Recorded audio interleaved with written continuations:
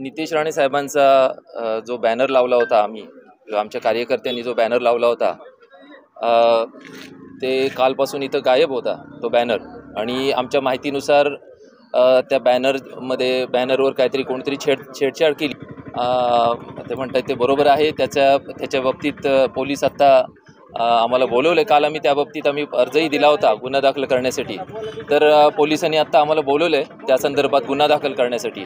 तर प्रथम मी ह्या गोष्टीचा निषेध करतो।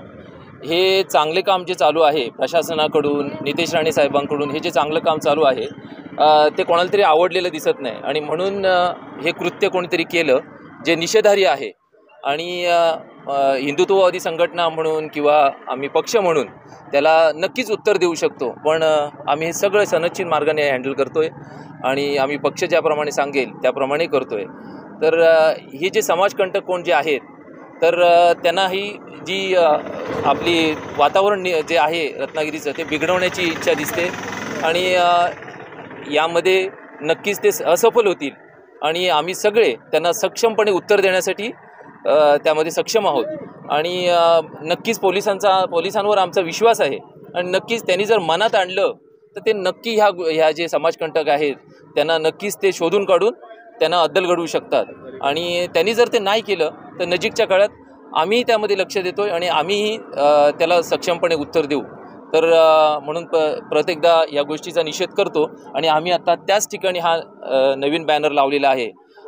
जर परत कोणीही धैर्य केलं हे करण्याचं तर नक्कीच त्याला 10 पटीने आम्ही उत्तर देऊ, एवढी मात्र आम्ही खात्री देतो। मिरकरवाडा जेटीच्या आजूबाजूचं सगळं अनधिकृत बांधकाम पाडण्यात आलेलं आहे, मात्र जो मुख्य रस्ता आहे त्याच्या आजूबाजूला अनधिकृत बांधकाम आहेत, गाळे आहेत, झोपड्या आहेत, तर ती सुद्धा पाडावेत म्हणून आपली काय भूमिका काय असेल का?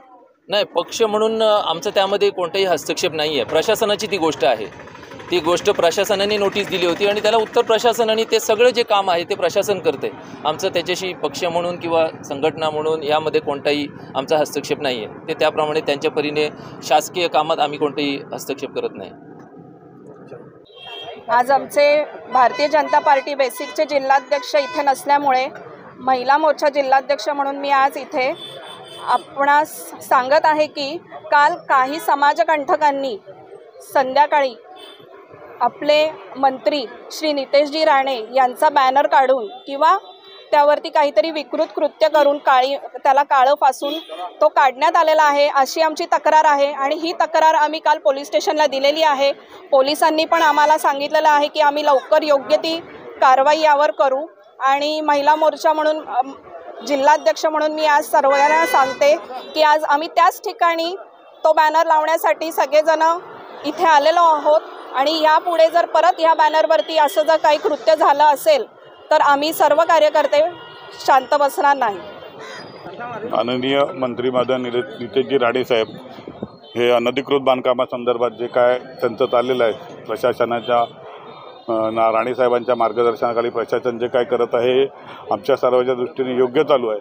परंतु काही अज्ञात व्यक्तींनी परवाच्या दिवशी राणे साहेबांचा बॅनर काढून दुसरीकडे कुठे अन्य ठिकाणी टाकला, त्याचा आम्ही पोलीस स्टेशनला तक्रार नोंदवलेली आहे।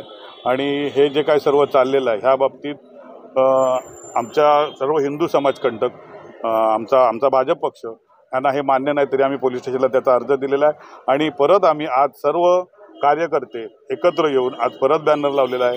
आणि ह्या बॅनरवर जर काय कुठल्याही इथल्या अज्ञात व्यक्तींनी किंवा अन्य कोणी जर काही करण्याचा प्रयत्न केला तर मात्र आम्ही कोणताही आमचा कार्यकर्ता न ऐकता त्याला सडेतोड उत्तर देण्याच्या आम्ही तयारीत आहोत। तरी ह्यापुढे प्रशासनाने इथल्या स्थानिक लोकांनी इथल्या असणाऱ्या लोकांनी हे जे काय सर्व अनधिकृत बांधकामाचं चाललेलं आहे ते सगळ्यांच्या दृष्टीने राणेसाहेब योग्य रीतीने करत आहेत। ते कोणालाही त्रास न देता कोणालाही वाईट न वाटता हे सगळं कार्य करत आहेत। ह्याच्यामध्ये जर कोणाला अडकाटी आणायची असेल आणि जर प्रयत्न करायचा असेल तर नितेशजी राणे साहेबांच्या पाठीमागे आम्ही खंबीरपणे सर्व कार्यकर्ते पुरे आहोत। आणि हे जे चाललेलं कार्य आहे आम्ही सर्व भाजप पक्ष आणि राणे साहेबांच्या पाठीवर पूर्ण करू एवढी आमची सगळ्या पक्षातर्फे मी भाजप शहर अध्यक्ष म्हणून सर्वांना विनंती करतो।